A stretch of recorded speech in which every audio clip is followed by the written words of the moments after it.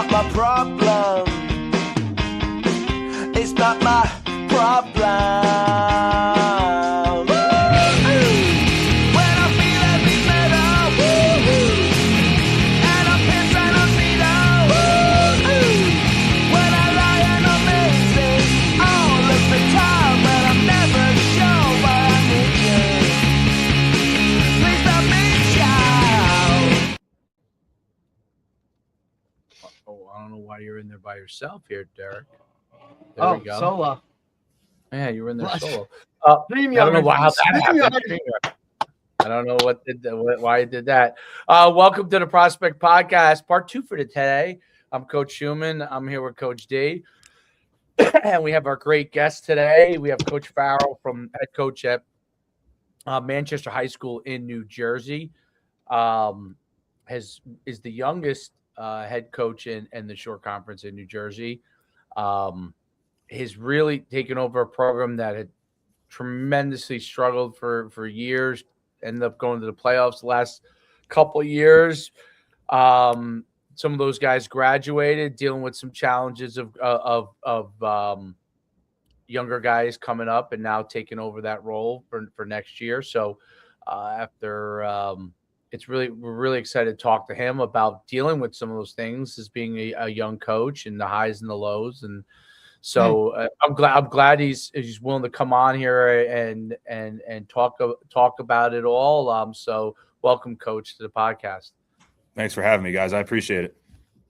Coach, if you just for the viewers, just because unless they pull up the old Coach Farrell episode, just in case they didn't, just give The archives. Yes, quick background. And obviously, since we spoke last, it's been a few years. So talk a little bit about that. Yeah, for sure. Born and raised in Toms River, went to Monsignor Donovan High School, played for Coach Duddy. Won a B-South championship there in 2012. Played collegiately at Stonehill College from 2013 to 2016. We won the NE10 championship there as well. Got my master's degree at Syracuse. Thought I was going to work in the media industry, and it just didn't work out. I knew I needed to be on the sideline. I knew I wanted to be on the sideline. So I was coaching with Coach Fentz at New Egypt for 2 years in 2018 and 2019.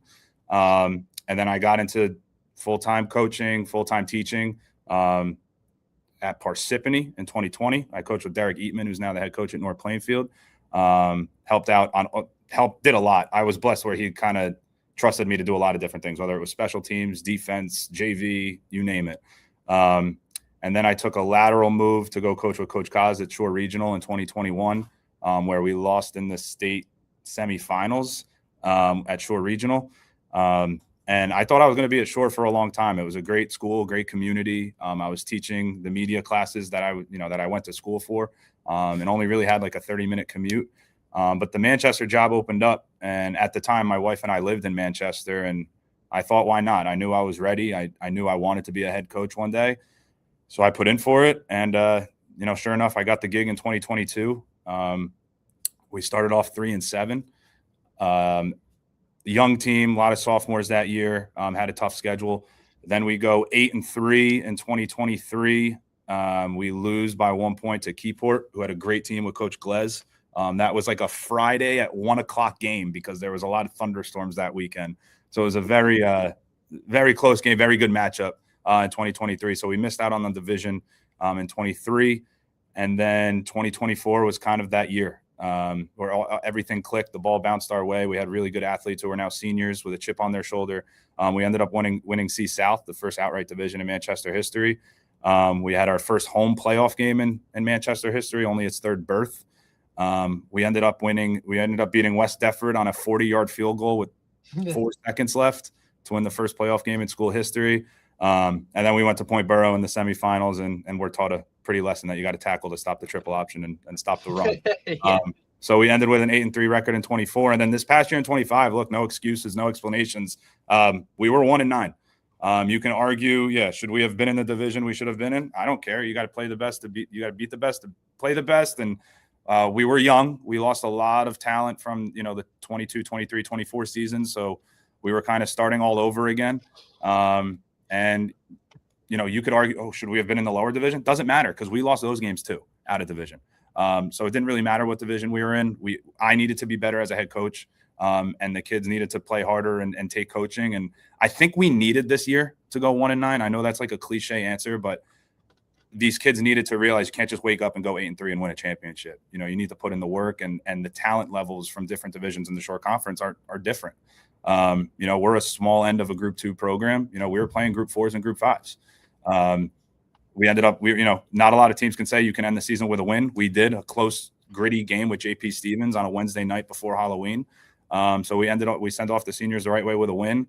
But I did a quick banquet, quick turnaround, and now we're on to 2026. So, I'm fine talking with whatever you guys want to talk about, but I don't shy away from this 1-9 season. It needed to be it needed to be had. I should have done better as a head coach. I should have put these kids in better situations. But at the end of the day, I think we needed that as a wake-up call, and I think we're going to be better for it. Oh, you're muted. Your live stream. StreamYard. No, I think I muted myself because I was coughing. So,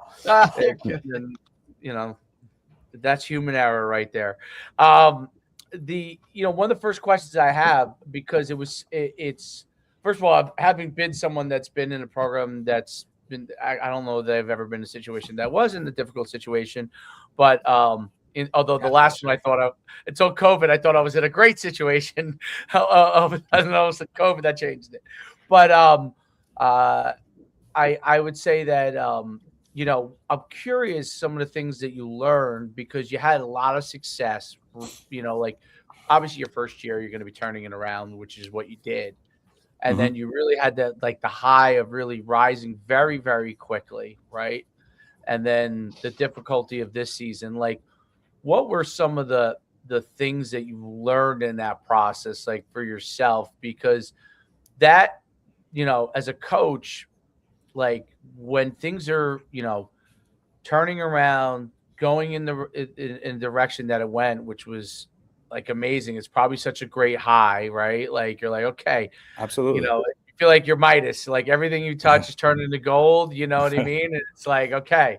And then you get, you have a season where you guys go up a division, and for people who don't know the short conference, they move it every year. So that could be a difficult part. I always say, before you answer, the hard part about the short conference for everyone below the highest two levels, I would say, is that what the short conference year to year changing does is it kind of puts emerging programs in a situation where they may not be able to get over the hump, okay, because you move up so quickly, right?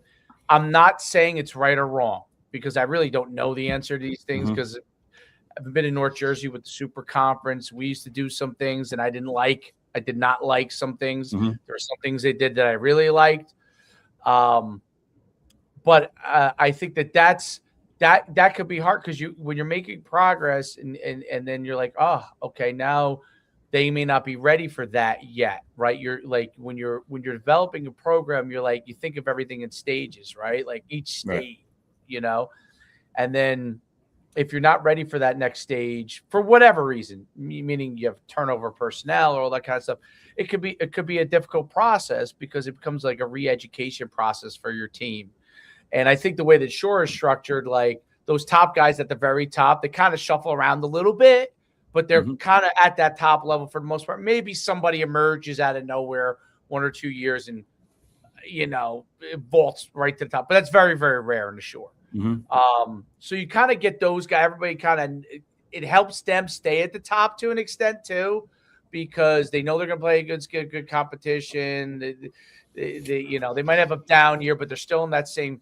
The other groups, everybody else is in a realm where they move up or move down very quickly, and I don't know that it helps them get anywhere outside of the middle, right? By the way, you could disagree with my philosophy. This is I got you. From an outsider watching, right? It's very hard to get out of the middle from that standpoint.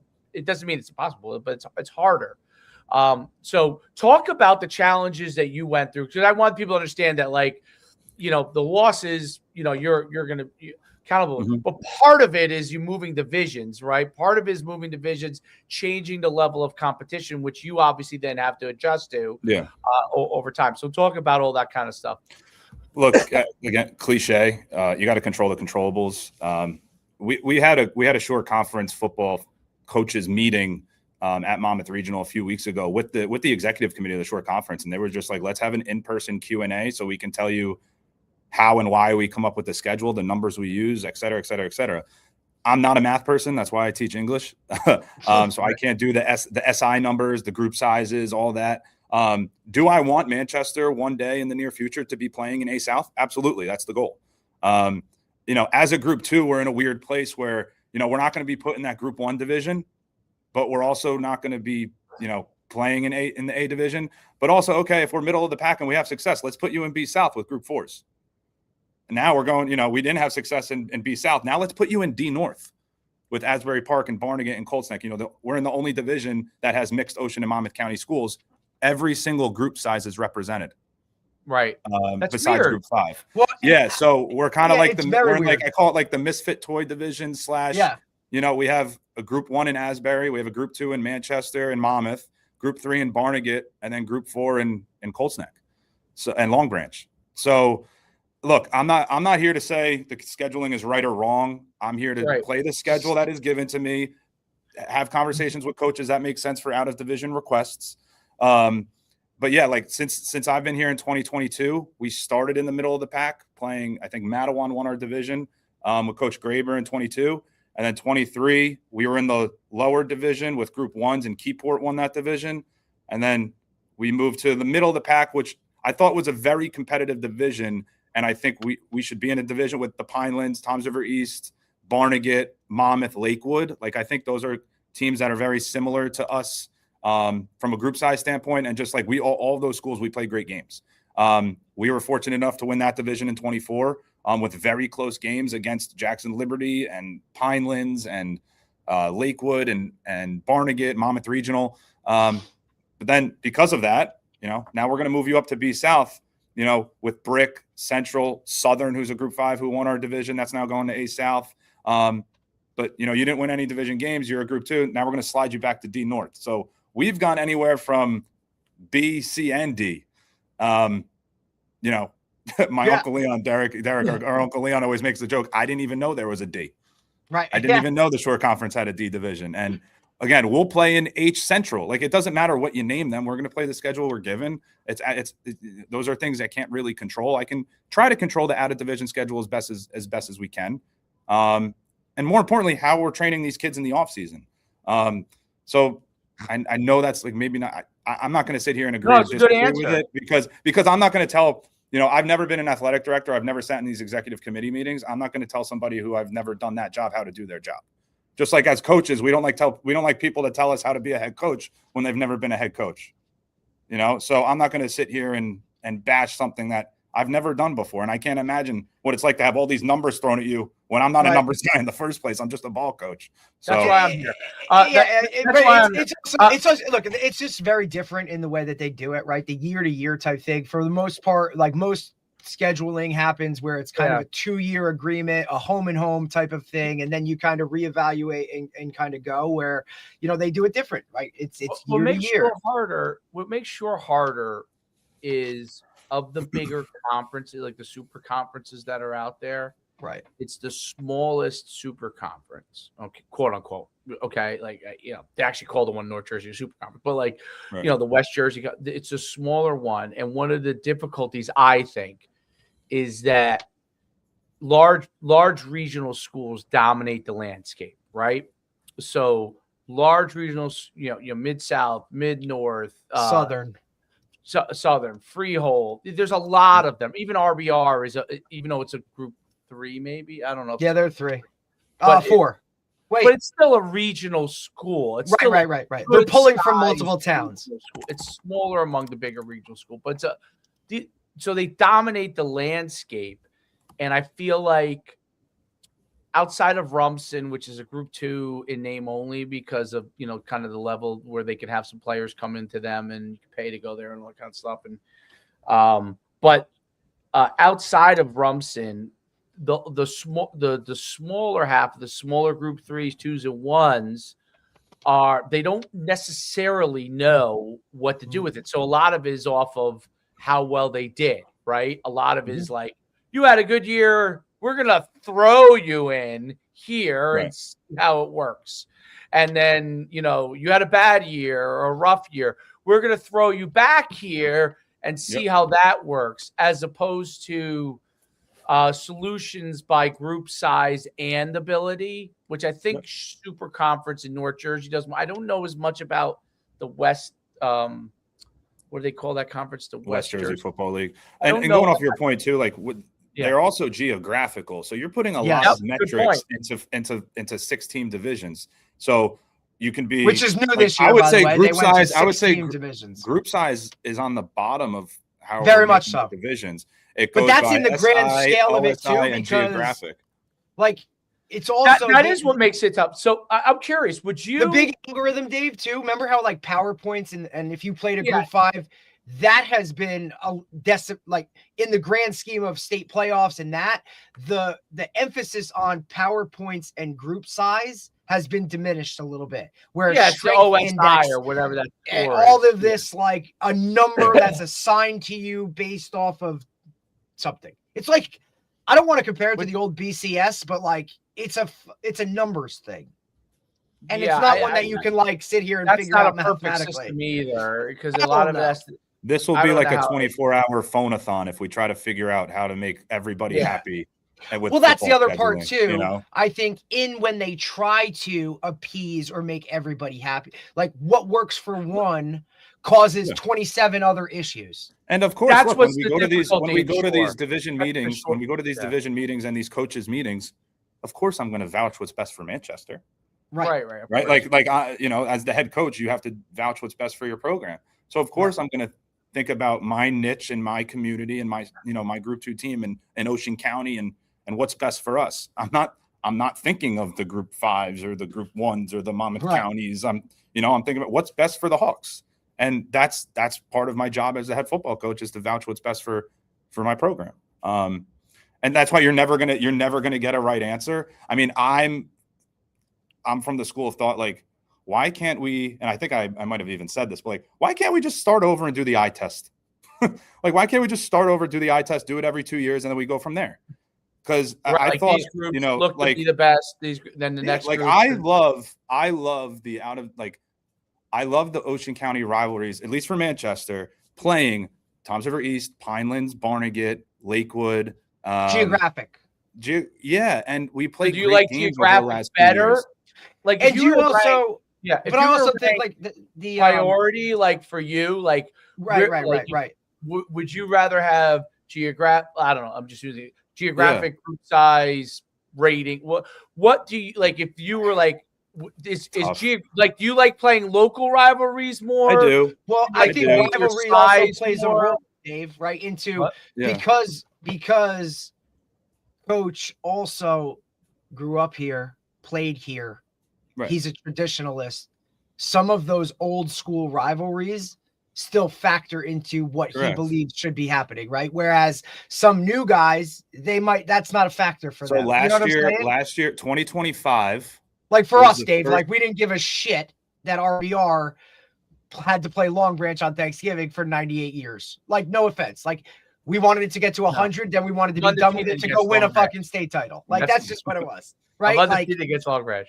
Yeah, but I'm just saying, but like in Coach's mind, because tradition is like a factor, like that might be higher on his level than some other guys. I agree. And look, 2025 was the first year in almost 20 years that Manchester and Lakewood did not play each other because we weren't in the same division. And then you have to do these out of division requests. You request 5 games in preference order of what games you'd play out of division. And sometimes you get them and sometimes you don't, and then now this year we're not playing Pinelands for the first time in a very long time. And that's a great rivalry that myself and Coach Tierney, and even before myself and Coach Tierney, because I believe we were hired in the same year before Manchester Pinelands. That's always they got bumped up too. They're in our division now. So it's almost like whether you put a team on your out of division request sheet or not. I know not everybody can get what they want, But to not play Lakewood and Pinelands these last couple of years it's kind of tough because those are great games, and that's great. Look, we're playing a division with schools. I don't know if Manchester's ever played a Colts Neck or a Long Branch we played Asbury my second year, but I'm also okay with that because, let's go play different schools. Again, we'll play anyone, anywhere, anytime. I'm from that mentality. I'm from that school of thought, and, it's never going to be perfect, and that's fine. It's my job as the head coach to get these kids ready for the schedule that we have. End of story. We can talk about SI and Gridiron and NJ.com and all this until we're blue in the face. But the fact of the matter is, as the head coach, I got to get this team ready for Toms River East week 0 and then New Egypt week 1. So, I mean, I don't think any of these things are slam dunks. I think the Shore, just because of the number of schools and what you brought up, the geographic region it covers, which is all like you could be if you were where I live, we were to drive to Pinelands, that's a really long drive. Oh, right? shit. Yeah. So it's a wide range of geographically, and people from outside of the Shore don't really understand how such a wide range geographically these things are. Damn near 70 exits in the Shore Conference. You go from 58 to 125. That's the big span of the Parkway. And when you're in Monmouth, like where I live, like literally, there's a million schools within a very, very short area, right? So you would go, Mid North, Mid South, RBC, RBR, Freehold, Colts Neck, Shore Regional. They're all within like a 10-15 minute drive, right? And I'm probably missing some, so it is a different thing. Monmouth Regional, they're all right around St. John Vianney. If I could throw a rock to every one of these places, literally. Rumson, they're all all of them are within a 10 to 15 minute drive from where I live, right? Now, Lincroft happens to be probably like a central part in Monmouth County. Yeah. But literally every one of them is very close. Like if I wanted to go watch a game, I could watch any of those games and be there in I've done it in the fall. I was like, here, I was over there, and it was really quick, right? And then you get to Ocean, completely different. Like each exit is a drive. So there is a different element to it. Obviously from my view, there's probably no right or wrong answer, but there are preferences there to I think that geographic, because of how far everybody could be from each other, should be taken into an account to a certain extent. And I think group size should be taken into account on the smaller school level to a certain extent, because now when you get to the bigger school, I actually agree that you know what, you're a group 4 or 5 school, you're a big school, you're a big boy, if your program isn't that good, you got to figure it out. You know what I mean? That's a huge school. Having coached at bigger schools and having coached at smaller schools, when you get to small group 3s, which are really kind of like the old big group 2s, and below, it's a different world, because you're talking a number of kids, enrollment. Absolutely. You're talking, it is harder. There are some places that have great traditions that are small schools. There's some places that are trying to develop it.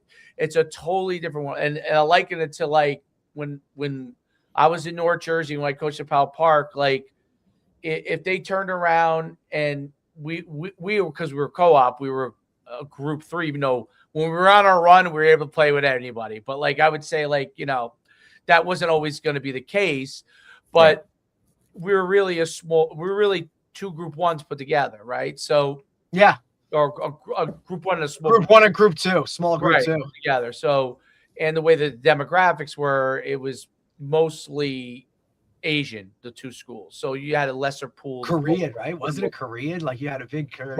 Mostly Korean. Driving through one of those towns, had some great Korean football players, but it was harder to get them out. But it was also you driving through one of those towns, and Korean is what's on some of the store windows. You know what I'm saying? That was a totally different beast. So my point on it is, within the Super Conference, the one thing they did a good job was they tried to address geographic, some of the rivalry stuff like you talked about, and group size. So you didn't have like just craziness happen from that standpoint. It doesn't always work. You might have a group one that runs through everybody, like a traditional power. Like a Shore. Right. Maybe you take, or I was going to say Rumson as my example, right? Oh, yeah. You Rumson, you pull out of that mix, right? Because they can hang with it because of their situation. You pull a group like that out, but everybody else is not in that Rumson quote unquote situation, right? So you pull them out of the mix. We had the honor of playing Rumson in 2024. Yes, you did. And we hung with them for a half. It was a great game. It was 7-7 at halftime. I'm like, woo, this is happening. And then you look at the final score, it's 42-7. It was just like that. They needed a halftime. We were good to go. Right. No, but a learning experience for you, right? Like, but a big time learning experience and a place trying to get, like, aspiring to be Rumson. Like, absolutely. Right? Everyone was on me for, why did you pick up Rumson out of division? I said, why not? This is the year where we're seniors.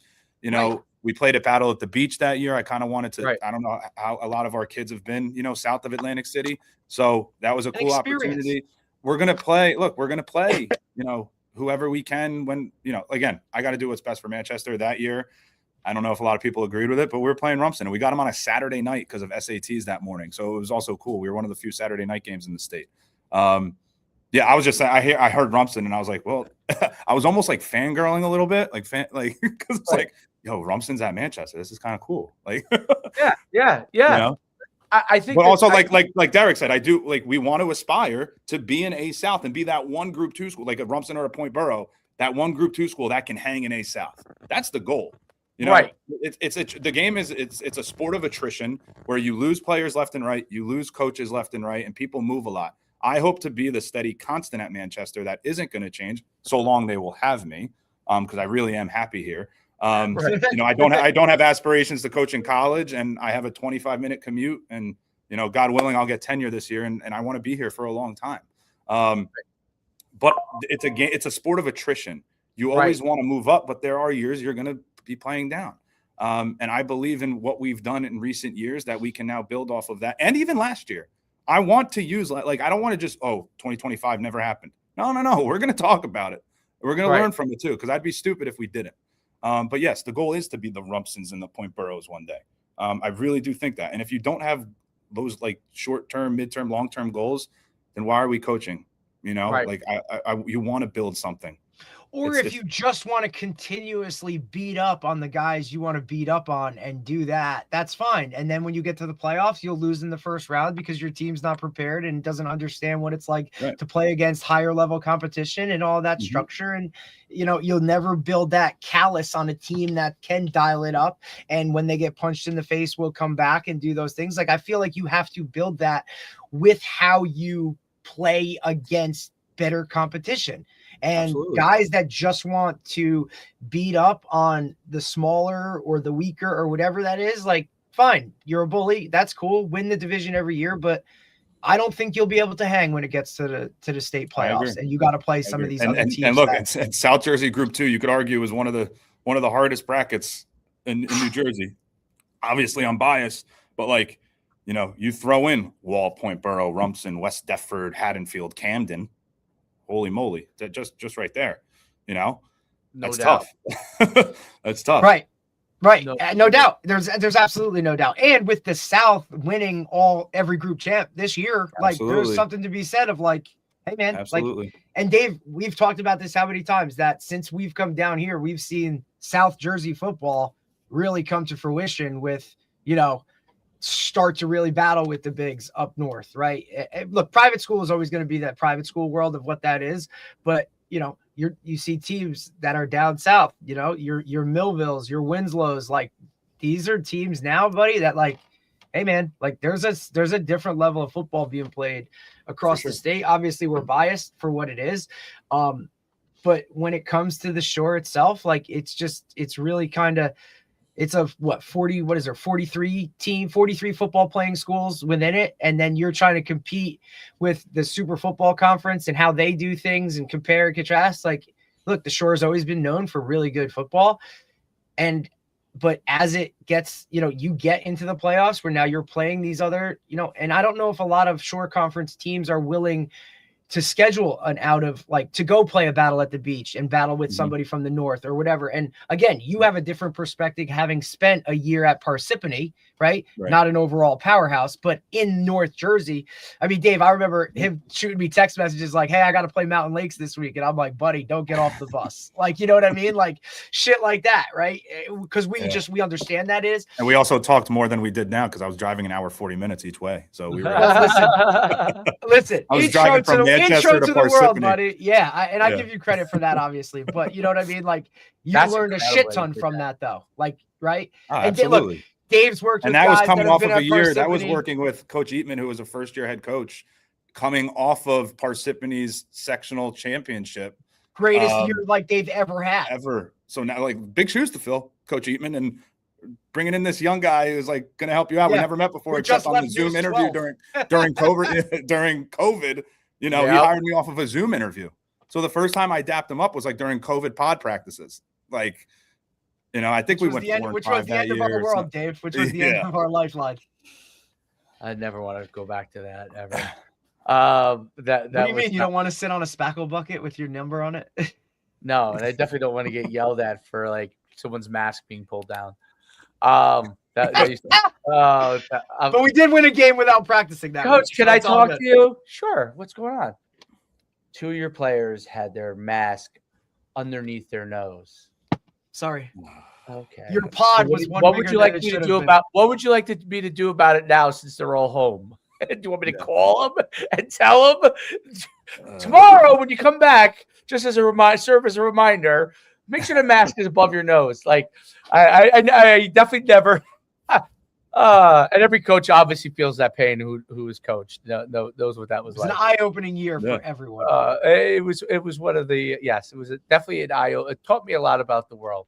But it's you're never too old to learn. But it's so I would love for you to talk about though, like really what you learned going from like dealing with the highs that you had to some of the difficulties this year. What were some of the things you learned? What are some of the things you said, hey, I got to change this, you know, and this I don't need to change. Like talk about that. Derek knows a lot of it. I think you can almost call it an epiphany, if you will. Right. Even before the season, even before this past season when we were 1-9, I was starting to, I don't know if it's because I'm a father now, and personally, me and my wife and my family went through some terrible things over the summer that I won't get into, but it really like just, you know, forced me to look at myself in the mirror and what are we doing and what's really important. And I look back when I did your podcast, and I did a lot of podcasts, and nothing against you guys, because I love you and Derek, your family, but like we should be the only ones, Coach. You could be the exclusive. You could be the exclusive, but like we had way too many media days at practice. I was posting way too much on social media. I was going on way too many YouTube shows. I was more worried about extra ulterior motives, like outside ulterior motives that had nothing to do with the 4 walls of our locker room, and had nothing to do with me coaching my coaches and us growing as men, us coaching our players and making them young men. Of course, we want to win. And I think of course, everyone's addicted to winning, right? But then when you start winning, you don't want to stop, right? Like Tom Brady said, his favorite Super Bowl was the last one because it's always better than the last one because he knows how hard it was. It was just an epiphany, like, whoa, I need to slow down. It doesn't matter what we're posting on Instagram. It doesn't matter how cool our photographer makes the players look. You know, it doesn't matter how many kids we have all division. You know, it doesn't matter. I deleted social media. I deleted all of it. I don't have anything. We don't have a Manchester football account anymore. We don't have a Coach Farrell account anymore. It's all gone. We are 0 dark 30 and 0 dark infinity, because I don't see myself going back unless like a manager, because you do want to celebrate the kids. There's a fine line. Right. You do want to celebrate the kids and celebrate their successes. Too, like that's what they want. You know, so maybe if I can have a manager who I can trust to maybe run it, or like an assistant coach who I can trust, hey, here's our game, post the final score, post a little bit of stats, post some offseason accolades. That's it. We don't need hype videos. Like I wish I could talk to myself when I talked to you guys a few years ago, because I am of this ilk now, where there's our motto this past year. It's on my wristband: integrity over ego. I am of this. Coach Fentz, actually, him and I are really close. The head coach at New Egypt, and we kind of just came up with it talking. He's been on. Yeah, he's the man. And we kind of just came up with IOE together. And I was like, Coach, do you mind if I actually like put this on the back of our shirts? Because I think we needed to hear that after winning a championship. So it's everything is integrity over ego. And to start, it has to start with me as the head coach. And I'm going to get rid of my social media because that's ego driven. Again, there's a fine line, but I want to be, I want to be a role model for these men. I want to be, a better husband and a better father to my family. And I'm not doing that by doom scrolling on my phone or posting pics from the game that we lost to Brick 43-0. We're going to do things the right way with integrity, and we're going to go shovel driveways. We're going to go do community service and play bingo in our senior communities. You're going to go and get extra help period 5 instead of coming to the weight room, which we need to be in the weight room this offseason, but you're going to go and get extra help first. It's very, I don't know. I cringe looking at some of the things I've done the first few years, and I don't cringe at the championship, obviously, because that was special and I'll never forget it. Definitely a core memory. But I just cringe at the way the things I guess I was focused on that wasn't what's best for these young men. So what I've learned, being more present instead of getting more clicks, I guess you can say, and just kind of leading by example for that. Like I said, it's kind of almost like an epiphany in a way, but I think, and that was before the 1-9 season. Obviously, if I still had the same mentality going 1-9, we wouldn't be posting as much anyway. There was not a lot to post about,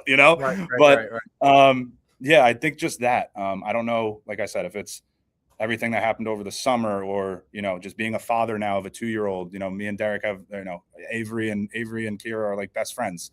I don't know. It kind of changes your outlook on what's really important. And I think going 0 dark 30 for us has been good, and I don't see it changing anytime soon. I think that's a good point. And it's very weird. It's very ironic saying that on a podcast live streamed on YouTube. I get that. It's like we're living in the Matrix. I don't want to do media, but here I am telling the media I'm not going to do it, Yeah. Well, there is certain things that it's hard to get around, period. Like, because that's part of the way some things are communicated, right? So some of it's difficult from that standpoint.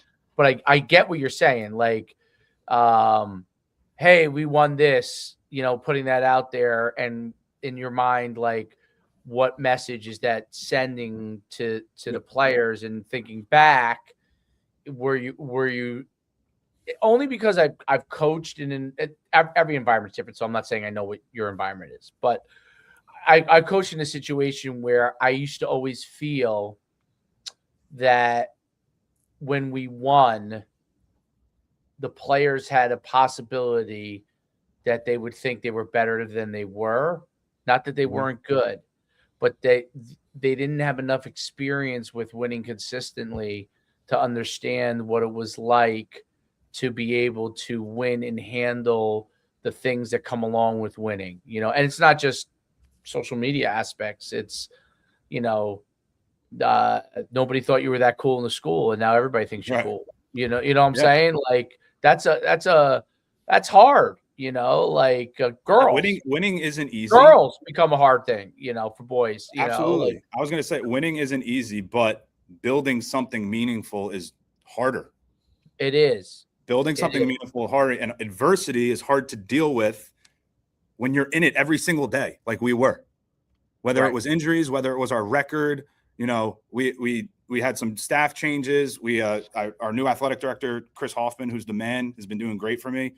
That was his first fall as an athletic director. So I truly believe that going through a season like this will make us better moving forward as players, as coaches, and this community, I think, needed that. And I still wouldn't change a thing for the world. It's still an honor to be the Manchester head football coach. So I don't know. Like I said, it's like we're in the Matrix. Like I'm in the Matrix. Like I love winning. I want to brag about the successes of our kids and our programs that we had in recent years. But also that was more than a year ago. Like that is now past history. Right. What are we going to do to get better from 1-9, and how are we going to be in the 2026 season? That's my job. And we're not going to talk about it. We're going to be about it. But again, this past season taught us a lot for sure. What are things that you think that you had to do. So let's take, look, obviously there's, I'm a big believer in that. Like there's, there are certain levels, there's culture and there's development as far as physically. Mhm.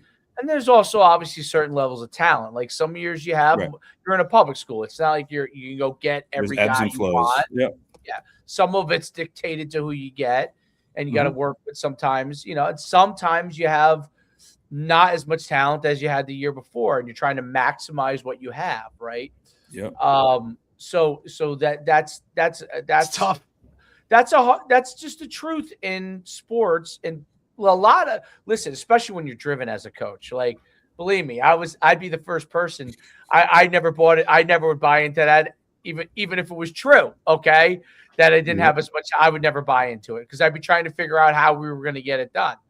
But those are sometimes realities that, like, maybe you have a young class or whatever it is. What do you think going forward? Like, are there things that, from a physical standpoint, things you starting to change or do, like whatever Mhm. you did, strength and conditioning wise or speed, whatever it is, off season Yeah. wise? Are there things that you're like, okay, this was good for this group, but now you know what, we need to do something a little different, or add to this or subtract, whatever it is? That's a good question. Good coaching is good teaching. And I pride myself on being a teacher as well. I'm not a college coach where it's coaching 24/7, call me crazy. I enjoy the off season. Right. I kind of like the mundane. Now look, you're still having college coaches come in and you're always working as a Right. football coach. Don't get me wrong, but I like take a breath and slow down. I can go home after weight room and spend the time with my wife and my daughter, Right. What you just said hit the nail on the head. Everything I've done will not work for every team in the next 30 years. You got to differentiate as a teacher. You got to differentiate as a coach. So the off-season, like I've learned the off-season program that, led us to our division championship in 2024 is a little too tough for the kids I have right now. Like a little more, I don't want to say more demanding. I want to say I'm more now teaching lifting instead of implementing it. We're not doing hang cleans once a week. We're doing hang clean progressions. We are benching and squatting every week because those are important. I'm incorporating more plyometrics, more jumps and pulls because that is good for the body, especially in the off season. Nutrition. I've never really focused on nutrition before, and it's hard to focus on nutrition at a very diverse small group 2 program where we're very, I guess you can say eclectic is the word. We have Whiting, which is very rural. We have Lakehurst, which is very military based. And then we have, apartments in Manchester and then suburbia and Pine Lake. A lot of different clienteles of people that come through to Manchester. So I can't tell one kid, hey, eat grilled chicken, rice, and veggies every day, and then tell that to the same kid. You got to differentiate amongst your kids. And I'm kind of good with making them accountable of it. So like, hey guys, you want something specific? Come ask me. I'm not making 65 different weightlifting and nutrition plans. I will do what I think is best for. I don't go by grade groups by grade levels in the weight room or even playing time. I go by what's your max at this level, and you work with people of similar strength. That could be a freshman and a senior. I know I'm rambling off of your answer, but I think you need to differentiate more and more, and you can't just rely on, I did this program in 22, I'm going to do it in 23, I'm going to do it in, you're always, just like you're always changing the playbook, you're always changing your off-season program. And I do grade checks I call it Black Mondays. Like NFL has the Black Monday when all the coaches get fired after the regular. Yeah. Oh yeah. Every Monday is Black Monday if we're in school, whether it's in season or off season. I'm checking grades. If you get an email from me on Monday, that's probably not a good thing. Right. So I'm always on top of their grades too. And I tell them it's the off season. I have more time to focus on your grades, So I'm always checking grades. Weight room is big. And then as we get closer to the summer and 7-on-7 season, the lifts become a little more demanding. And then we'll max out right before 7-on-7s, and we'll use those numbers to now take us into training camp in the summer. But to go off your point, you always got to differentiate. We absolutely, as a program going off last year, we need to improve everything. We need to be stronger. We need to be more physical. How do you teach physicality in the off season? It's hard to. but you can teach them how to freaking grind in the weight room and forcing your bodies to be uncomfortable. So we'll do that. And again, that's on me as the head coach to put them in positions to be successful, come summertime.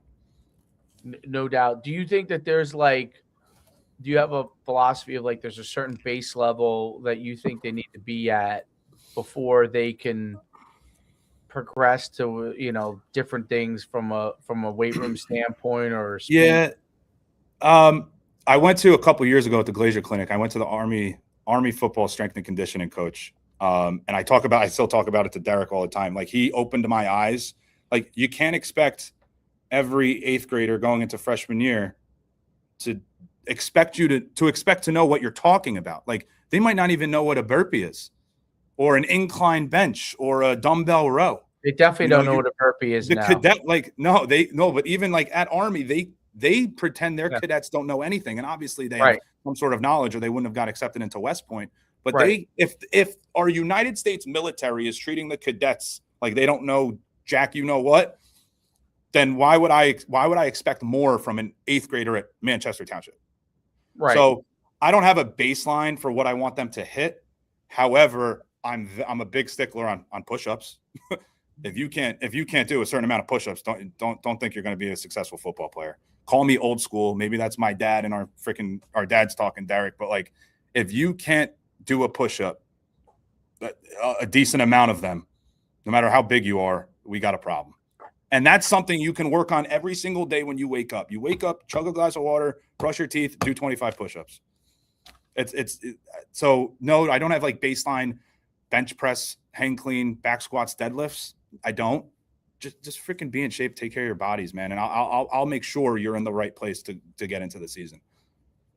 How do you guys have a weight room program? These amount of days I got to be in there. What are you able to make? Are you able to make it mandatory? And what are you able to do there? Yeah, so I am. I run our weight room in the winter, the spring, and the summer. One of our assistant track coaches will run it in the fall, or soccer coach will run it in the fall when I'm coaching football. But yeah, no, I try my best to make it mandatory for kids who are not playing a sport. Yeah, and we'll be in there 4 days a week. 5 if there's no department meetings or faculty meetings or anything like that. I'll try to get these kids in 4 days a week. And if you're not playing a sport, I'm taking attendance, and they know, unless you want to go to extra help or study hall. And I see an email from that teacher, or you let me know beforehand. Of course, you're going to have doctor's appointments and things like that. But we want to hold these kids accountable 365 days out of the year, not just July to end of October. And it starts in the weight room. And, there will always be kids that ask me, which is great and all well and good. Coach, I have a gym membership. I want to go with my older brother to the gym. Go with him tonight. There's something to be said about bonding with your teammates in the weight room and sweating together and grinding together. So you can you can even ask me, hey, coach, I know we did chest today and we benched. What do you think I should do with my brother tonight when I go to the gym?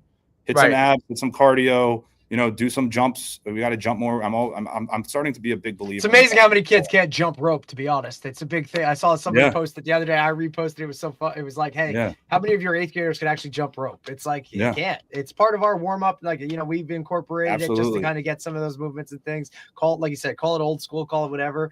Dave and I talk about the lack of physical activity just in gym classes across the nation. It is what it is. They just don't do these things. And some of these little things are really important when it comes to some of it.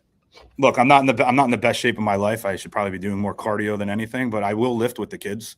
I'll get under a bench press. I'll put myself through a strength workout. They'll make fun of me if I try to get on the elliptical for a little bit. That's that young coach, Dave. That's that young guy still in him. Well, not even that. I need to do it while you can, buddy, because that shit goes away. I'll tell you that. I'll lift. I can't do cardio. I mean, I'll try to hit the elliptical or the bike just because I never rehabbed my knee properly from tearing that in college.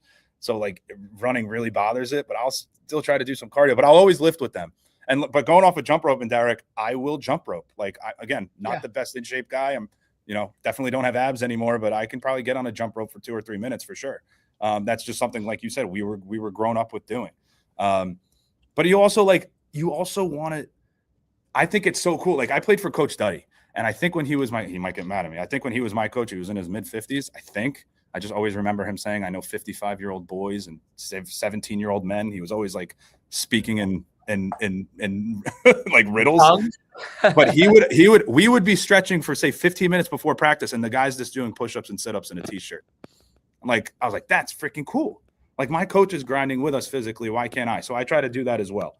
I used to condition with them. I don't do that anymore. Not since I became a dad, getting not a lot of sleep. But there's something to be said if you can not only make them grind together, but you also grind with them. I have a volunteer assistant coach, Coach Hackett, who's also a state trooper.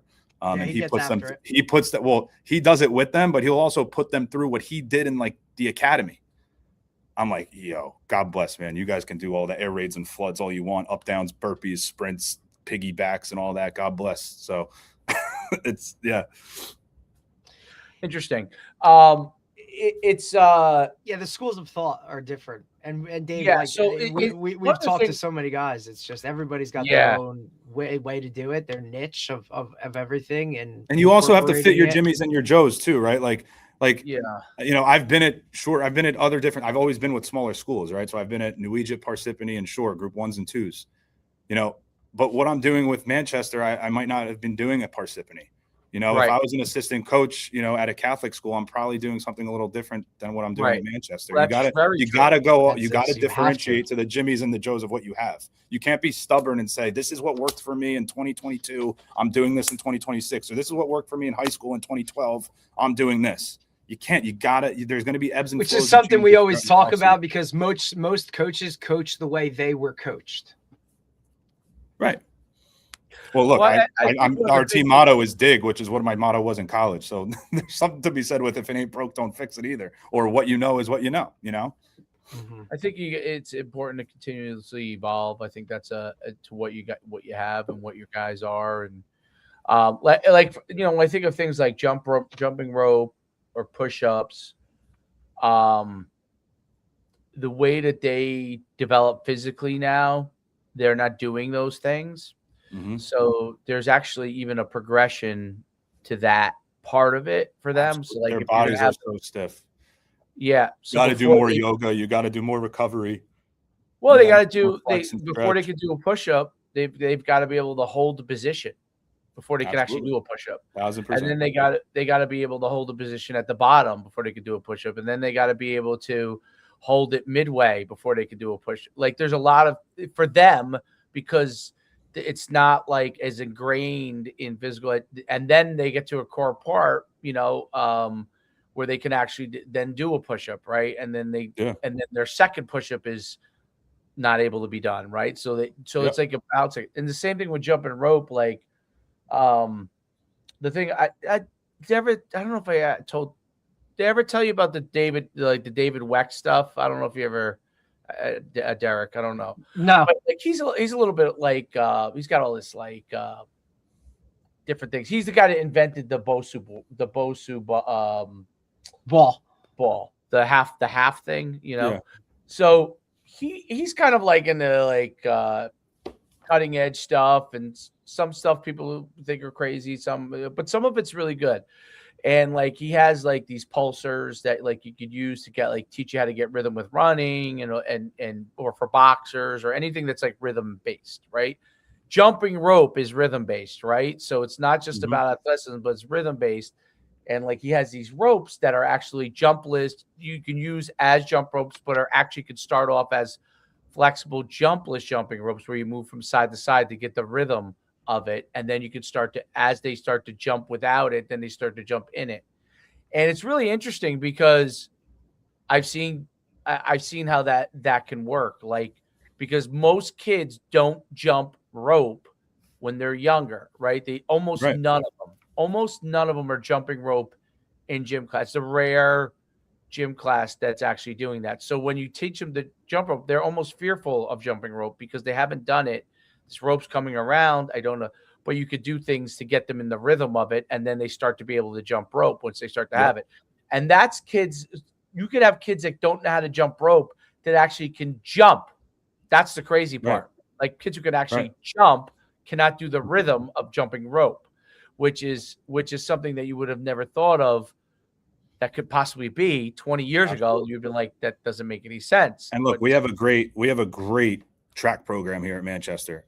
Yes. I mean, South Group 2, Shore Conference, like they have like 4-peat t-shirts and sweatshirts walking around. And I am of the ilk where I want you to play 3 sports, to the point where Manchester agrees so much that we actually have a triple threat Hawk banquet to celebrate all of the 3-sport athletes. That's amazing. Love that. Wow. Which I That's really cool. love. That's really cool. So I will always tell my kid, like, look, if you don't want to play a sport, I'm not going to force you, but please just try track. If I know you're lifting 4 or 5 days a week. It's going to teach you how to run. You're going to be on a championship team. Coach Griff, who's been here for a long time, is awesome. All of his assistant coach know what they're doing. And I know you're going to be getting stronger and faster while also being a championship program. So I will always push my kids to go be a part of the track team if, they're not already have hopes for, basketball, wrestling, baseball, whatever. Do they do track? Do you have a lot of your guys on the track team? I do. Yeah, I do. Whether it's jumping, sprinting, just more sprinting and jumping, and throws for sure. I'm all for it. And Coach Griff, knows it too. He'll text me and he'll just send me random YouTube clips, and which I agree with him, of like, this NFL player talks about how much high school track, developed him. This 5-star talked about. Yeah, I'm like, Coach Griff, I agree. You're like, man. You don't have to sell me. You're like, you don't got to sell me. You don't have to tell me. And then like, there will be times where we're in the off-season weight room and like, the track coaches are walking through and they're like, why aren't you doing track? I'm like, I told them we should be, so, and I also just love to like go play as many sports as possible. A lot of sports complement football. They Absolutely. Do. So go play sports and don't have regrets, seriously, go for it. And I love that you don't have that much time to do it. In 2026, I love that we're still honoring those 3 sports athletes. Yeah, that's and really we're not celebrating specialized individual sports, I was a 2-sport athlete. I was football, baseball. I attempted basketball my freshman year of high school, but I was a bull in a china shop, and I think I used all my 5 fouls in the first quarter.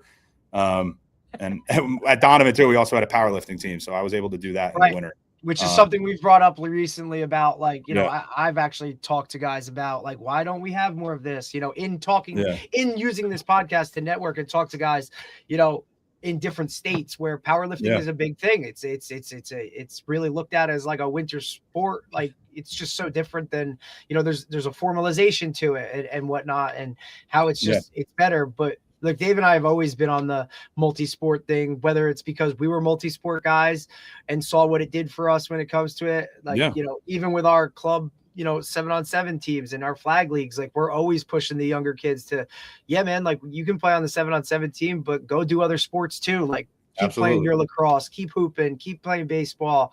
Like, this can be a secondary thing for it, right? Like, try not to specialize until you're at a point where, all right, this is going to be my sport. And it's a conversation that we have all the time, going back and forth of, when is the time for a kid to really get into the specialization? But for me, like, dude, just play as many sports as you can, because there's not many that you can continue to do outside of high school in an organized setting like that. You only have 4 years of those opportunities. So go do it, or at least try it. And then if you don't like it, okay. But at least you said, hey, I gave it a shot. Yeah, absolutely. 1,000% agree. No doubt about it.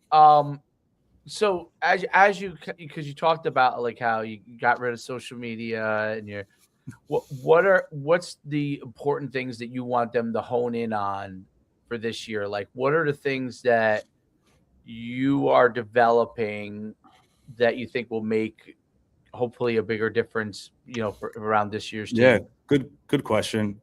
So like, our team mantra, and like I said this before, I took from Stonehill is keep digging, discipline, intellect, and grit. But then each year I kind of have like a season motto, if you will. Last year was integrity over ego.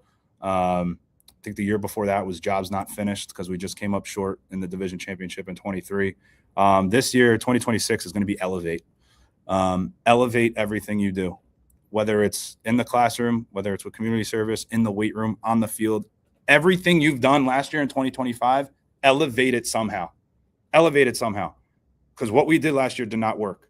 And again, it's my job as the head coach and my assistants' jobs to make sure they're in the right mindset that you just can't show up and expect to be a successful football team. You can't just show up and think you're going to, turn it on.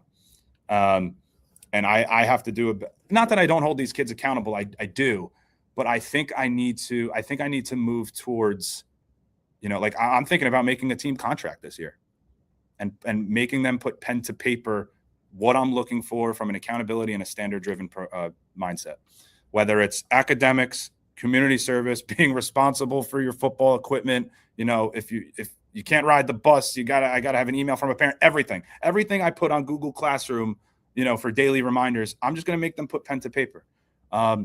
So holding kids accountable for a championship standard program, which we are a championship program, whether that was 2 years ago or not. Manchester has won a division championship. And I will say that till I'm blue in the face. Yes, because it was awesome. 2, because it's never happened before. But 3, because that's who we are now, and that's what we expect. We've created a standard. Coach Suman, I appreciate the kind words in the beginning, like when you introduced me. But yes, Manchester had struggled in the beginning of its program and struggled for a long time. But that was a different Manchester. As long as I'm here, we're not gonna talk about that.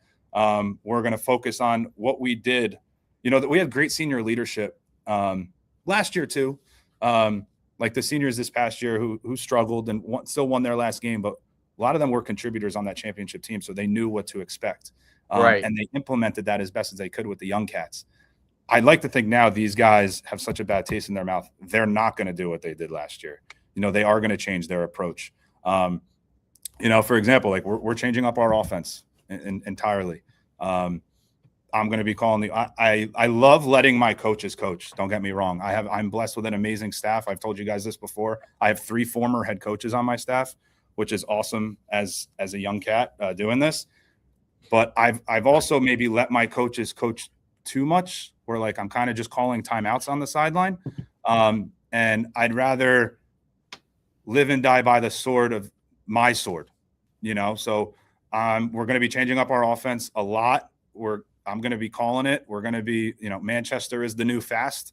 We're going to condition the heck out of them in the summer. We're not going to be huddling up that much, and we're going to be go, go, go. Not because that's what I want to do, but because that's what the personnel we have.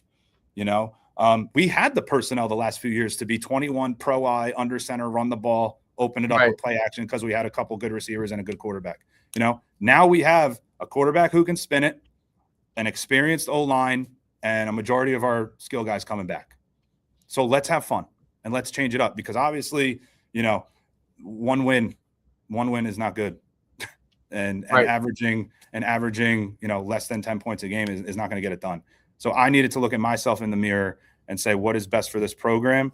And I needed to kind of I need to be more hands-on as a head coach. And as much as I love my coaches and trust my coaches, at the end of the day, it's what I think is best. And that's where we're going to go right now. So.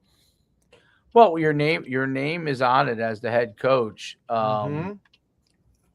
If you were to ask me, I would always say that's how you should be. But yes. Right, Derek? Yes. Because we just had this conversation about like a head coach who calls Derek offense or defense. Like Derek did my defense, obviously, and really did a good job. And when I was serving my ridiculous 1-week suspension, he ran the whole team for us, because Derek has been around me enough to know kind of the standard of what I would expect. So my thing was I always felt like I needed to be controlled, but also have a person, and for me it was Derek when I was at RBR, that I know if something happens, he could go in and run the team. You know what I'm saying? Mm-hmm. And it's not just, it happened to be I got suspended, but it's, it could be I was sick, you know what I'm saying? It could be, right. Something happened, right? A family emergency, right? You could have anything, you could have a lot of things. And that's what I'm not going to get into details, but that's what happened over the summer, right. Having 3 former head coaches on my staff, and Gerard O'Donnell, who's the winningest coach in Manchester. He's my defensive coordinator. Lamar Davenport, who was the head coach at Asbury Park for a year or two, and had success there. Now he's my co-DC / wide receivers D-backs. And Bob Masseri, who's been a head coach and more fingers and toes that I have, and was my dad's head coach in the 80s. Right. And you could argue he has more energy than the youngest guys on the staff. Right. Wild, So bro. to have those 3 different a lot like your dad, experiences, right? David, I compare him a lot like to your pops. Like he's the elder statesman on the group, but buddy, he brings it like every day. Absolutely. So to rely on my staff in a tough family time, in July and August, not what you want and as a coach, at that part of the year, but I had full faith in my staff, and you rewind to 2023 when Kira was born. She was born the day before we played Asbury Park, and my coaches took it. OD was kind of the interim, and he kind of took over practice. I did only call timeouts that game. I didn't even give the pregame speech. That's false enthusiasm. I wasn't there all week. Right. So to have that trust in your assistants is everything. It's everything. And I'm I so think blessed, it's important. And at the same time, you have your like I said, you have the control that you need, that you feel most comfortable with in running your program. Like that's, to me, always like you're being true to yourself at the same time that you have someone prepped and ready to go, and or that you just know you have the confidence in. Yep. Like I don't recommend getting suspended, but I will say for the record, it was the most ridiculous thing that has ever happened to me in coaching. It was a hell of a way to walk into the building on a Monday afternoon at 2:30. It was the walk through the door to the walk back out the door of like, hey, come with me to my car quick. Like I gotta let you know. But everybody gets theirs, Derek, and I'll tell you how. Everybody gets theirs because you know who is no longer the principal of that school? Interesting. That guy. Interesting. He is no longer the principal. They removed him. So everybody see when I'm a big believer of this. Like listen, not that anybody doesn't do wrong. We all make mistakes. We all do wrong things. But I think when someone purposely does something, God has a way of like, making sure that score is somehow evened out, and I always felt that was the case there. But I was shocked. The only reason I found out, by the way, Derek, is because my father is going into the Satterbrook. Satterbrook's so messed up. They created so I'm in the Football Hall of Fame, but now they didn't have a school Hall of Fame. They did not have a school Hall of Fame, which I did not know. Okay, this is where I went to high school, coach. And so my father taught there for, I don't know, 40 plus years. Ever. And they created a committee, and he's in the first, like he was there in the early 70s, the first class of going in as a coach. He's going in. Right. Well, I would hope so. Isn't the track named after him, for Christ's sake? Yes. But there's a bunch of guys from the 60s. You can't have something named after you and not be in the Hall of Fame. Yes, right. Well, that's literally been coaching on a track that's named they're going into the Hall of Fame. Right. That also tells you you're old, by the way. Right. And the other guy that's going in that was a coach is no longer alive, unfortunately. But what was interesting about it was is that he goes and he says to me, he goes, yeah, this guy, Pete Riggy is going, and he was from the I think late 60s, early 70s. And like, he works down by you. I think he's the interim principal at Red Bank Regional. And I'm he was my interim superintendent at Shore Regional. I know. Okay. I know Dr. Riggy. Yeah. He's a phenomenal guy. He's from before my era. He's from my high school. Yep. And he played in the pros for a little bit. He went to Temple. Like in my hometown, like he was like one of the first two. There were two original superstar, you know how your school has like originals. Yeah.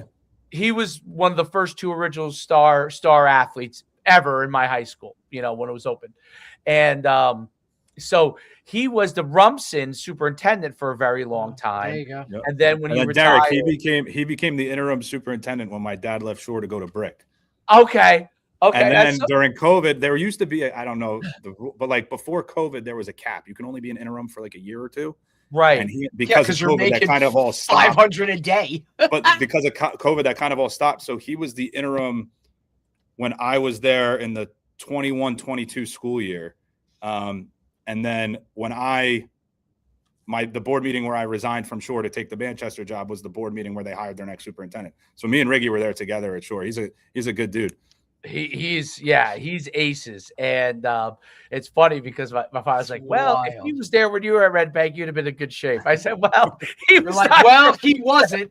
We He were was in not great there when I shape, was there at Red but Bank. things changed, right? But I didn't realize that you actually worked with him. Yeah, like I was like, man, I wish I knew that Ricky was down here when I was down here the whole time. But yeah, it's really really interesting. I'll tell you this. I think it's very hard being. By the way, it was the best thing that ever happened to me too when I was young and I was a head coach, because you learn a lot really really fast, like Absolutely. really really fast, and Definitely faster than you'd like, but yeah, well, yeah, but it's also like it's a good thing, because I think you're going to be coaching for a very very long time. Hopefully, I hope so. all works out well, If it and doesn't kill me. you 10 years from now, you'll be like in this insane coach because of the things you learn in your first few years as being a head coach, because it's when you're thrown in the fire, you immediately, like, you can go back and you can probably like write down, okay, these was the things I did really well that year. This was the thing I did not do. Like, and it's kind of like glaring to you, and you're like, wow, I can't believe I did that. And now I'm doing this, and it's there's nothing like it. There's nothing like it. And having obviously been an assistant as well, like, there's a ton you can learn as an assistant. You're learning from mentors in a lot of cases, which is obviously very helpful. But when you actually are thrown into it, it's like, oh my God, like every decision you make has an effect on the program. 1,000%.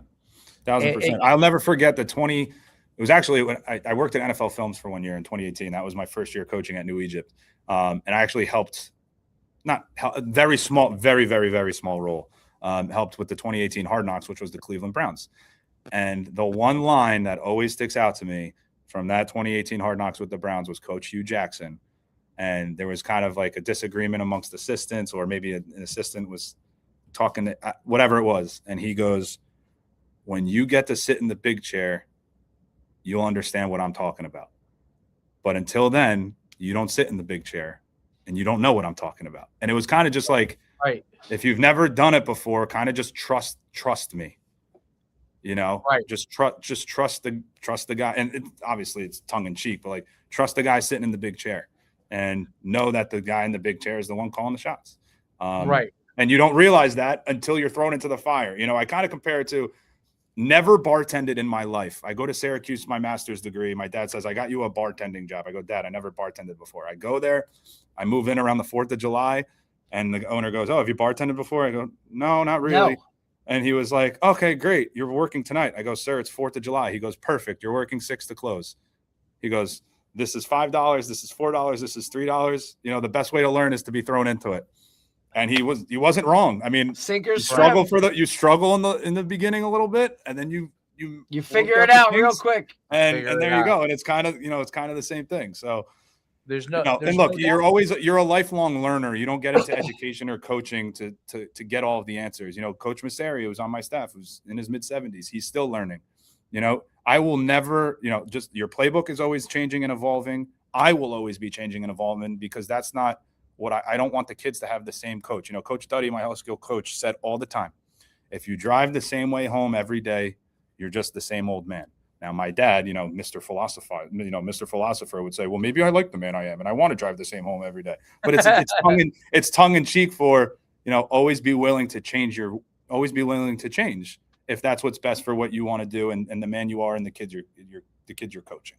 And that'll always be me. I will always be evolving. I'll always be changing. Because I look back to a few years ago and I'm like, oh, I can't even, like, what was I doing? Like, I'm even at the, I wore a shirt and tie, first few years, except a couple of games that was like really, really cold. But that's more of an, a testament to my dad, who wore a shirt and tie when he coached at New Egypt. But then I realized, integrity over ego. I don't think I'm going to wear a shirt and tie anymore, because that's making me an individual and I'm not matching my staff. So I might be getting away from the shirt and tie, things like that. Like you said, you're always changing, you're always evolving, you're learning. And I think that's another thing. I can't preach integrity over ego and not wear the same thing my coaching staff is wearing. That's putting me in the individual category, and that's not what I'm about anymore. So Little things like that. Little things like that. True to who you are, as you more and more continue to say, this is more my stance on who I am, or this is as that always evolves, you do things that, because I always think that other people look at you, if you're true to who you are, other people will they may not agree with you, but they will be like, okay, I know where this guy stands. I know what, kind of know what he's about. You know what I mean? And the hardest thing as a young coach is no young coach does not want to be liked. I was like that. Eric, does this conversation sound familiar? Yeah, every young coach wants to be liked, and I was like Mr. And Derek knows me for a long time. I'm kind of, I would say I'm like a slight rebel in that, like, I never really always gave a shit to begin with, but there's still that part of you, especially when you're young, right? Because 1,000%. And I would even say, I don't want to say I'm sensitive. I think there's a negative connotation to that. I'm emotional and I'm passionate. Should be. That's the Italian side in me. The Irish side would say, who cares? This is who I am. The Italians, we kind of care to a degree, to an extent, and my AD jokes around and goes, we need to make you a little meaner. We need to toughen you up a little bit. And I agree, but I also this is who I am. I do wear my heart on my sleeve. I do care what people think to an extent. I mean, and you're empathetic to others. That's the word. I think it's you're extremely empathetic. Right. So absolutely. That's that matrix again. That's that matrix thing again, where you want to do what you do, and you want to put your head on the pillow knowing I'm doing it this way because I think it's right for the kids and this is what I believe in. But then there's that other person on your shoulder saying, yeah, but what if they don't agree with that? Are you doing the right thing? And it's that back and forth, just like I said with no media. I'm telling you guys, I don't want to do any more media on a media show. It's that matrix we're living in. It's that constant back and forth, one shoulder versus the other, but you can only you can take it one day at a time and do what you think is the best you can do. And that's it. That's what makes it. And by the way, when your daughter gets older, then you'll start to, you'll probably have another, okay, how much am I putting into this? What am I putting into this? Like that happened to me with my son. And I was like, okay, I wanted to dedicate more time to him and those kind of. So you go through these different phases of things, and even at athletically with your own kids, I'm like, oh wow, he's really good at this, and then and he's not that good at this, and I'm trying to figure that out, and then when you add into mix when you're how much of it are you pouring into your kids versus how much you pour it into others, and there's. But that's what's so great about it is that you constantly figure out what's your priority, what's your main priority, how what's your percentage in your bucket to this and your percentage in your bucket to that. Even though you want 100% to be into everything, right? You would you like to say I could put 100% in this, 100% in that, but that's the great challenge of it all. It's very cool. Listen, it's hard. It's hard when you have so much success really quickly. I would say that you had a lot of success really fast, right? Blessing and a curse. Who doesn't want that success? But then it ends up teaching you. Right. It ends up and if you learn something from that stuff, then it's you know what I mean? It's totally worth it, right? Whereas if you had just kind of same type of thing, we're just going to continue to do what we do because it's what we did and it helped and we won, and you don't evolve and you don't tweak some things and change some things, then I mean, we literally just had this conversation this morning about this. If you're not changing or evolving, getting yourself better and looking at different things and changing this or tweaking this or doing like are you really a good coach because you're just going to kind of stay the same? You might continue to win, that's okay, but what are your players getting from it? You're not growing as a human, you're just doing the same old. I think part of the evolution of why we get into this is to do that stuff, is to constantly help and change and tweak and do all those things. When you're a great athlete, where you're a really good athlete, and the first time you face someone that might be better than you, right? Yeah. And you're like, oh, Like you could, there's a couple of ways you can go with it, right? And obviously the really good athletes, they fight through it. They might deal with a loss in that point, and then they were like, okay, I now know more of what I got to do because this person was better than I was, or I thought I was really good, and now I realize, oh my goodness, like I had to learn this, this, and this to be great. Like, and that's, I think coaching does that. Like, it constantly humbles you. Like you get into this Constantly. rolling, So and then much. you're like, I thought I had athletes, and then all of a sudden you face someone that really has athletes, and you're like, oh shit. You're like, And like the amount of preparation that goes into those 9 or 10 games. yeah, And if you're blessed to play more than 10, the amount of preparation to go into 2 hours. I mean, like the staff phone calls, the Zoom meetings, the film prep, the practices, the constant text message in your coaches group chat. Then you get on. I always do a Thursday night Zoom with my quarterback. We go through all the checks, and then boom, you go on Friday. The game's over. We're like, what about all that prep work we just did? And we didn't see half of it, probably. You know, you talk about humbling. You know, 1 and 9 humbles you, but then you realize the amount of prep. I think Coach Tierney from Pineland said it in the preseason. He said you put in like 30,000 hours of work for 300 hours of game time in a season, something like 30 hours of what into a season. Just very humbling, humbling for sure. Got to have thick skin. No, you know, I listen. One of the best coaching jobs I ever did, in retrospect, was a team that was 1 and 9. It's because I prepared the other team that would come from it. Those kids learned the things that were important that ended up helping the team 3 years later be in the state championship. 100%. I had 4 freshmen that played on that team that ended up playing in the state 2 years later, played in the state championship.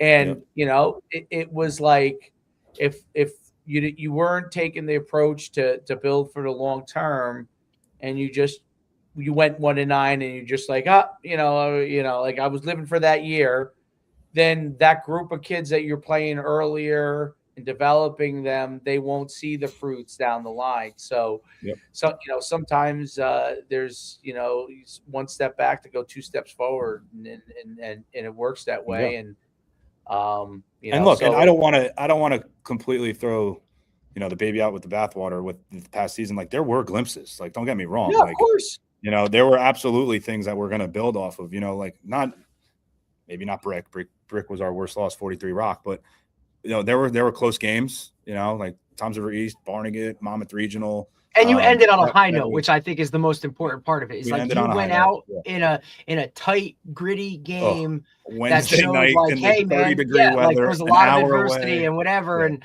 look, they could have thrown that game out and just been like, look, it's over. We're done with, like, screw it. Like, but no, they fought, they got back in it, and you ended on a high note to now lead you into, next season. And you have everything in place, to move forward. So that's the most important. Buddy, I can't thank you enough, buddy. Yeah. No, thanks for coming on. It's great talking to you. It really is. It's very interesting, by the way, seeing you 2.5, 3 years later. It really, to me at least, being an old guy, I appreciate it is like it's like you were, if you watch it back then, like half of your stuff was coach speak, in the sense that because you learned a certain amount of things that the way to be, right? And now you have also begun to learn, like, okay, I got to start to figure out what I want to get across in my messaging, which you are nailing. Like this is what I want my messaging to be. And that's, it's awesome. And hopefully if we do this we should do this every 2 or 3 years, because then we, we could get, you guys got the exclusive. One day when I die. Yes. February 3rd, 2029. Let's book it.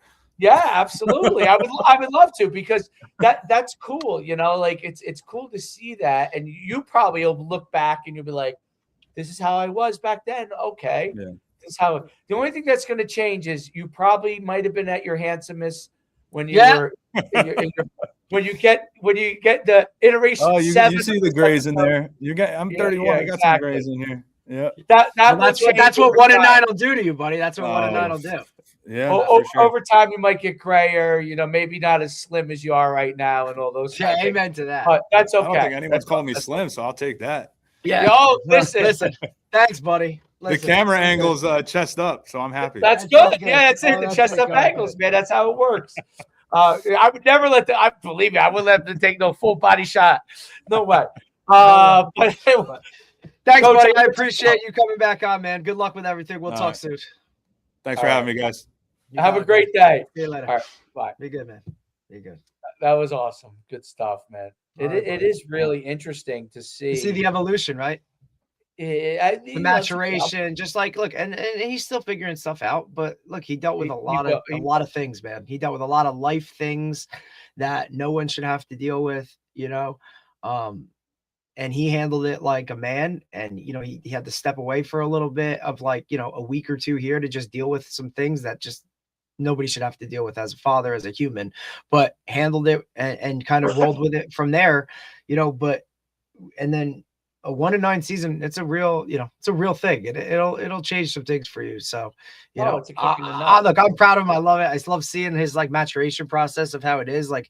It's especially at a place that's not known for having that somebody in place that for a longer term of actually developing those real true relationships with people in the building and the kids themselves for the team and the standard. And like you said, that this year was a real blessing because now they understand what it actually takes to win consistently, and not just, oh, you do this and you win. It's no, you got to continue to do this and you got to change and tweak and work harder and do all these other things. The scale of it, I think is awesome, from point A to point B, and you continue to grow and keep going. So it'll be really cool to see kind of how it turns out for him, moving forward. Yeah, there's no doubt about it. It's interesting that he's taken over. I think just as you start to coach, you start to see what you're most comfortable with and what it is the hardest thing. I remember when Leo took over at Saddlebrook, right, and he CEO'd it, right, because he didn't really that's what Darren White did, right? Well, what works for some doesn't work for you, right? And sometimes you do have to hey, you know what? I need more of a hand in this. And because not that it's, my name's on it. And you know what? I just feel confident in that what I can do will help the team benefit it, right? I don't think he felt like that he was a little timid in terms of hey, I'm young. I'll let these guys do that. I'll handle all this other stuff. But you also saw his focus was that social media stuff. And that's, I think, having a hand in the offense now will even deter him more so from that to kind of stay focused on what needs to really work and not that other stuff. So it's all good, man. I look forward to it, but we got a really good one tomorrow. We're on 12 o'clock tomorrow because she's West Coast time. Head coach of Oregon women's soccer, Tracy Joyner. So talked to her this morning. So it should be I'm stoked. That's going to be a great, is it 10 o'clock also? It's 12 p.m. for us because that makes it 9 a.m. her time. Okay, cool. So we're ready to rock with that, man. All right, buddy. I'll talk to you tomorrow. Talk about a group that has all the facilities. Holy shit, dude. And every Nike thing you could possibly think of. So amen to that. No doubt about it. All right, brother. Great job. All right.